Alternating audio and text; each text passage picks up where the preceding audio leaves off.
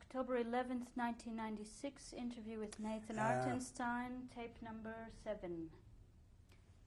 Yeah, what I want to say, my wife, when she comes from Russia, I've been still in the army, on the Polish side.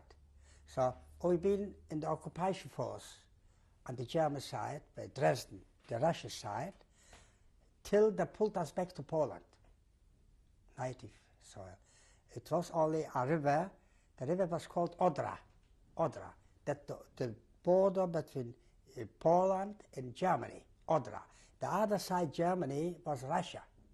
The Russians was occupying. This side, the Polish. They pulled us back to the Polish side, our soil. When I come to that soil, we was stationed in a little township which was called Szymbark. Can you spell that? S-Z-Y-M-B-A-R-K-A, Szymbark. Okay. Szymbark. In that little township, we were staying a couple of months. And in that little township, I was afraid for the army. In that little township, my wife came from Russia. He find me there. It's interesting how I find her. He comes from Russia. They hasn't got any address to find me. But in the wartime, every soldier, every unit has a number. It's a secret number, only a number. Our unit was, for example, 123,000 or something.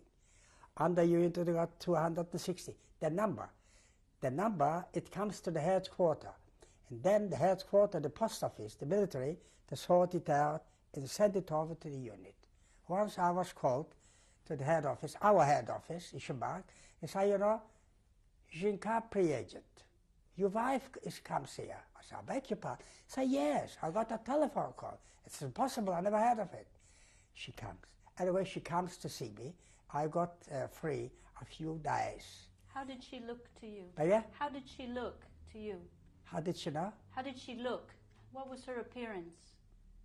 Did she look different than the last time you saw her? Yeah, but she comes, but I sent a letter. She got my number. But when she comes to the big town in it's called Breslau, where the headquarters for the whole army was there. She comes in department for post. She said, this number, my husband's. So they connected. It's fine, it's easy style. Okay. But she got very bad communication, how she come. But she comes to me. I took a bicycle, and I got to drive about 18 kilometers till I come the place to meet here. Well, the meeting, I wouldn't tell the story, it was very, very touchy. For so many years, she couldn't recognize me. I was looking very nice, very good, strong, like that. And she didn't look bad. I said, how did you come here? She said, she was living in Middle Asia, by the Uzbeks, with a family, a Polish family, one wife and a child, a 3-year-old child. But he was very well off because he got a bride, he made big business there, and he makes a lot of money on the black market. So he got false papers, and my wife, she was dressed like a sister from the Red Cross, all the false papers. She was traveling first class to Moscow, and from Moscow they come to Poland. And from Poland they find me, they comes there. And she was dressed like a sister, Red Cross, hair beautiful white, the Red Cross dress. I said, what are you doing? She said, so fine, I can anoint money. So I was still in the army, but she was dying to get out of Poland. So it cost me money. The head from the border, this guard, he was much afraid of me. He used to come over the Polish side for vodka. He couldn't get it in the Russia side. And I got a lot of friends, which they comes from deep Poland. They brought whole boxes of vodka, you know. Business, my business, and he paid a lot of money to get a business. So I met up with him, with the commandant once, when he comes, let him take his vodka, and he takes my wife with the family across to the American zone. And so his boss, he didn't take any money. After liberation, after the end of the war, did you experience any anti-Semitism in Poland? Yeah, I can't have. Did you experience any anti-Semitism in Poland? In Poland, yeah. I think this. I took off for 3 days. And I took my wife. We was traveling where the couple with the little boy is a town. It was Sosnowiec. And she was living there in that Sosnowiec. We got to go there for a week together with her. Naturally, she took a lot of things. She's got still left dresses, which are sending from the front, in the packet, you know. And in the daytime, we went out selling, think on the market to make money. And then I've heard that once, with a young Pole, maybe 25, a lot of people around, and he kept a speech. Then there are a few Jewish families in Sosnowiec. It's a town which was lived maybe 12,000 Jewish people, that town. 12,000, a lot. And it was only a few you could count on the finger, which they carried away after the liberation from the camps. 3 or 4 families. One of the families, he's a bootmaker, and he killed a Polish boy, and it was just Erev Pesach. Maybe they used the blood for the Pesach. And I heard screams. Oh, the Judas, the Jewish people, they still left a few, they're killing Joshua. Just a hate campaign. I've seen it will be a pogrom, they will kill everybody. One time, I pushed away the people. I took out my gun, I got here a pistol. I took out the pistol, and I smacked them up with the face. I say, I'm a Jewish man. I liberated you, Poland. There to be such a hate against the Jewish people. You see what I wear. I gave my life for you. And you come, and he said, oh, Mr. Mr. Officer, I didn't say. And I brought them to the headquarters of the Red Army. The Red Army, the commandant from the Red Army, he see what's going. No, I'm sorry. I brought them to the Polish and the Polish office from the Polish police. But the Polish police wasn't like the police in the peacetime. They was dressed civilian. Now here they got a band red and white with big long rifles. That was the police, the temporary police. The head from the police, half drunk. I've seen him coming, but he was bleeding. I said, what's going on? I told him the story. He says to me, who gave you the right to take the law in your hand? I say, look, officer, you see this? I liberated your country, and you treated me like that? Where have you been to defend your country, Poland? He said, all right, go your way, I'll fix it. I said, not fix it, I'll fix it. I left him here, and I went to the Red Army Command. The Red Army Command, I came and see me. I was so shaking, I was so nervous, He said, sit there. He gave me a cigarette. What's going on? I told him the story. Coolly, he took the telephone. He rang to the head of the police, and they said to them, in Russian, you are responsible with your head to bring in order the town. If it will be something bad, you are responsible. Straight away you've seen patrols. It was patrols, 2 Russian army men, 2 Polish police. It didn't take long, the boy was found. He wandered on the end of the town, he's got family, and he didn't find a way back, a little boy. And when the bit is finished, my wife says to me, I don't want to stay any longer. I say, all right. And I went back and say, one day. But don't worry, it won't happen, nothing there. And I went back, and I told this, when he comes, the commandant, the Russian, I told him this story. He said, don't worry, he's got a document he write by himself, with a stamp, then he's leading prisoners. He comes, he took his vodka, he put on the track my wife, with the boy, with the couple, through the border. And they vanished. I couldn't find them.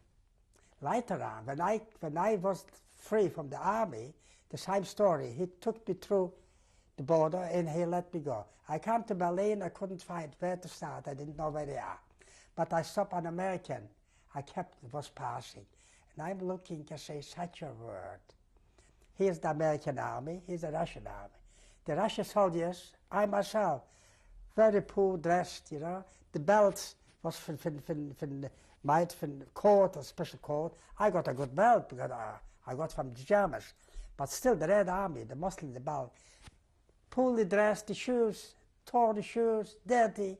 And you look at the Russian, American soldier, everything is pressed, ironed, beautiful, clean.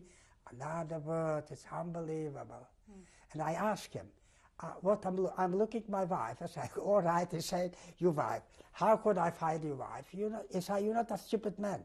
It's a big world. Where, what? I said, she's Jewish. He said to me in Yiddish, Radazoi. He was a Jewish soldier, a captain. He said, you come with me. And he wanted me in Berlin, or we come in the American zone. We come in the American zone, I wouldn't believe it, was I've seen. It's such a difference between day and night. In the American zone, beautiful shops, elegant shops like here you walk out Cole Street. Beautiful. On the Russian side, so dry, so dull. Everything is rags. Terrible. That's the American. The American zone was, side away was a better part. The houses clean, night, everything. He lead me in the house, and that house, it was the quartermaster from the UNRWA army, UNRWA, and he was the rabbi chaplain from the American army. What was his name? I couldn't remember the name. Russian chaplain. But I was wondering because I was used to see a rabbi with a cap, with a bed, and he didn't wear a cap, I didn't wear a bed, like everybody normally is a rabbi. I didn't know because in Poland it was all backward, the life before the war. Then I wasn't sure that the whole world is like that, but it looks like not. And he come to me and said, I bet you're hungry. I bet. I said, you should bet. Want to nurse in military canteen, got first class, I got good to eat. There I come, he laid me in a big room, and it was full with clothing, for men and for women, shoes and everything. I throw up my racks. I still got the military uniform. I took off the uniform. I took beautiful everything, a beautiful shirt, slacks, elegant. I was a different man. Where did the clothes come from? Where? Where did the clothes come from? Where? Where were they from, the clothes? That was sent from Jewish family to help the Jewish people, which was fled from the concentration camps. Okay. There comes whole transport after transport. And did you find Tula? Did you find your wife? Yeah, she was in a sanatorium. A sanatorium that's for sick, but all under the auspices from the UNRWA. You know what the UNRWA is? Yes. The international, yeah. I found her, but they wouldn't let me in. I looked too good. But she was in because she's the sister. She would get left. She was a sister. Did you find any other family members? No, the only family which I find out later, is a brother. One brother which was alive. He was a French citizen from before the war. And he was a prisoner of war from the French army. And that because from Germany, we want illegal, because illegal you can't go. We want illegal, we pay a special smuggler, paid him a lot of money, and he put it on the train. On the train he just vanished. There was no more families, which he's got to lead it to Paris. But halfway he just took the money, he took off. We come to Paris, I can't get in. But luckily I find my brother. It was 3.5 years. I was in Paris. Which brother? Which my brother, he was a French polisher. What's his name? Felix. Okay. Felix. He was a French polisher, making good money, You know, made a good living. But some circumstances forced me out. I'll be unlucky. In French, it's a whole story. I wouldn't like to take it. So I got to leave first. They want to send me back to the border to Germany. But luckily, I find a friend of mine living here in Melbourne. His name was Flinker. He died. And his brother, which took some, his brother was here from before the war, a very rich man. He's got a big car business opposite the Luna Park, where the police was there. It was a car business which took 2 streets out to the other side, you know, there. And he sent me the papers, we come here. That's the story, that's a press story. When did you arrive in Australia? We come here end of 1950. What was your first impression when you arrived in Australia? Well, we was waiting a whole night in St Kilda at the wharf. And standing on the wharf at night, I've seen the fires from Melbourne. I said, it's fantastic. It's a Cinderella. Is it existed such a beautiful town? Because at that time of the wartime, no electricity, everything was there black at night. You see thousands of fires. That's not all. When you come to Port of Melbourne, the ship was standing, waiting to get in. Ours, other ship before us. It wasn't like today, we come by aeroplane, by ships. Which who was traveling from Paris through Italy. 5 weeks of being on the sea.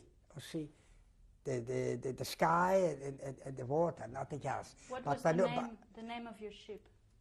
The name of the ship? Napoli. Okay. Napoli. What struck us, we've seen on the wharf the workers working. I said, this workers in a wharf? Beautiful combination, clean, nice, it looks like office workers. Oh yeah, we've seen the whole way, in every port has stopped. The workers on the wharf, just the rags, barefoot, dirty. And here so elegant, I said, this is the right town. But as a fact, when we come here, I, my wife, and my daughter. My daughter, she's got a daughter, my grandchild, which is 26, a doctor. When you come here, she was hardly 3-year-old, my daughter. Where was your daughter born? Where? Where was she born? Where? Irene. My daughter? Yes. Oh, she was born in Paris, Rothschild Hospital. Okay. Rothschild. Did you have any other children? My son. His name? My son, I'm very proud. I'm proud with my daughter too. Because my son, he's a chartered accountant. His partner is the president from the Turek synagogue. Yeah? There, he was 5 or 6 years working as a volunteer, spent a lot of time in the Queen Elizabeth Hospital in Melbourne. Because of that, his firm is got from the chartered accountant to give the names of people to get a peer, you know, how it's called that. It's like in England a lord, a fellow, a fellow. So the president of the synagogue, he's a president of the synagogue. He was refused. My son, because he was 6 years working as a volunteer in the hospital, he was number 2 in the hospital. Didn't get person. He's got, he's a odd fella. You know, he's a odd fella? Odd fella here. Okay. That's a high title, like a lord in England, you know. That's my son. Do you have any grandchildren? 5. What are their names? The daughter, the 26, Annette, she makes protests. She likes that. Mm-hmm. She makes protests. The hospital is working. The next is Simon. He's an engineer, computer engineer, works his father's computer factory.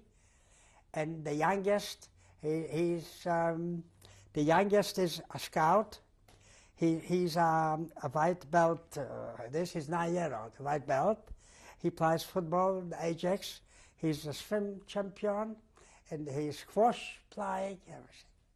And my son has got two children. David, he's only 6-year-old, and the sister is 4-year-old. Natalie. That's the children. What did you tell your children and your grandchildren about your experience in the war? About experience, that's the point. I write a book about it. But the book is also a story. I write this book, I've got intention to write in Yiddish. It's on a machine print, Yiddish. But my Manhattan, that means my son's father-in-law, he on holiday when the first child was born, when David was born. He'd seen the manuscript in my room. He said, Nigel, what is this? I told him my life story. I said, oh, it's Yiddish. If this would be in English, it would be good. So he went back home. Half a year later, he came back. I translated it in English on computer, my grandchild, the Simon. He's a computer expert. He translated every 6 sheets. And when my Manhattan comes here, he's seen it, he took it back home. And then they formed a committee in the synagogue where they are, and they published the book. The book was published. Yeah, you could show it.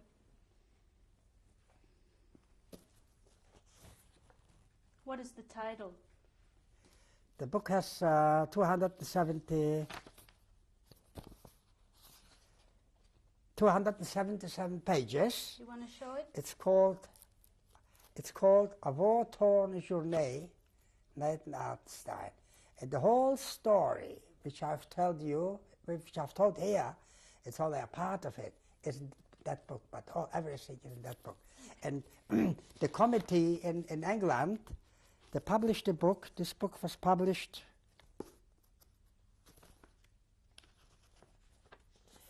that's me, of course, Nathan Artenstein. That's the back side, Russian churches. And the name is A War-Torn Journey, like that here. Okay. But it's published printed and burned in Great Britain by Tom Stone Press, Luton, England. Okay. And it has 26 chapters. Okay. Is there anything in your interview today is there anything from the book that you wanted to include that we haven't touched on? Anything else you'd like to add? I don't think so. Everything which I've got to tell is in this book. How do you think your experiences have changed the army. You? Yeah. By how the experiences are very grateful to be in Australia, after all. I was suffering so much. And I come here to have a quiet life after so much living through. And I never regret. That's the only country, best country in the world. It's really the lucky country. Everybody. You feel you are at home, especially if you raise your children here. Children was born, Martin was born here, and your grandchildren born here. You start your life here and you finish your life here. Okay. I'm living in that home since my son was born. When he was born, I was living in Northcote, in a cottage, not a cottage, half of our house. And the owner, I got to pay key money, got $300 American dollar to get a key to live, plus rent. And you could be lucky if you want to sell it to another person, so not to lose the money, but because some landlord didn't give any money. You want to go. He will give other people lift the rent. You understand? But I got back the money. So when my son was born, he was born in the city. What's the name? The hospital is pulled down there, near Lodestar Street. It's pulled down there. In that hospital he was born. So I bought his house, and I paid at that time a lot of money. It cost me nearly £7,000.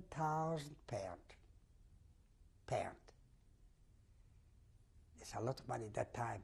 It's enough to say, but at that time the basic wage was £7 a week. This house now that you're living in? £7 a week, that was the basic wage.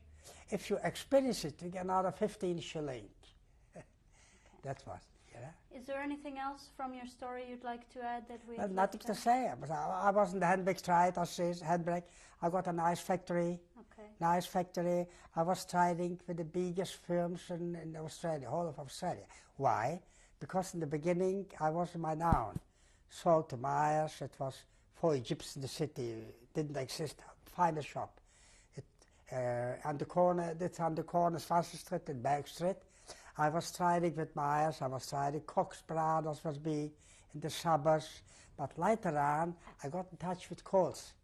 In Coles, as soon as I come to Coles, he gave instructions to the buyers. But because they stop buying here, they start buying this overseas, bring a lot of import. But the instruction was every article, every item, you must employ a local manufacturer on. So from the handbag, I was the only one. In 99% bags, shopping bags, handbags, it's all important. Comes from Hong Kong, from Taiwan, from Singapore, from other one. So I built up my business with Coles. So I got to do Coles, gave me the order. I could employ a lot of people, but I couldn't cope that much, you understand? And I retired just 65 years, I say no more. And the buyer, he was so annoyed to say, why? We'll give you big orders, better. I said, enough is enough. So what do you do with your time now? When I retired? Yeah. Oh, that's the point. I got a group of friends, mine, close friends, and I'm still the organizer. From time to time, I organize trips over the border to decide why. 5 days, 3 days, 4 days, with buses. Buses, paid everything, accommodation. There, we're going away next week for 3 days over the border, but that's a bit of a problem because the flooding, you know, they let the water out in Albury, and this part where you're going, that the flooding in that place. The next is we're going for 6 days, a bit longer. We're going for 6 days in Boxing Day, 26th of December. Boxing Day is Thursday, Friday, Saturday, Sunday, Monday. We come back 1 day before New Year. And it's paid everything. Beautiful dust. So traveling on the lake, with the ships on the Mara River, and saying beautiful places, wineries. It's fantastic. Good. I want to take this moment to thank you. Excuse me, one thing. Yep. One day my wife goes in the choir. Yep. She sings in the choir here in the Kadima, the Hazomir. She sings for 30 years. And one day we're traveling with a bus to the casino, gambling a bit. It's all pushing the time, and the rest dies. We have a beautiful family, busy all the time, babysitting and all that. Thank you for telling your story. We're going to stop and change the tape. You're welcome. And we'll come back and show some photographs. Thank you very much. Okay. Thank you. Would you like a coffee? Hold on.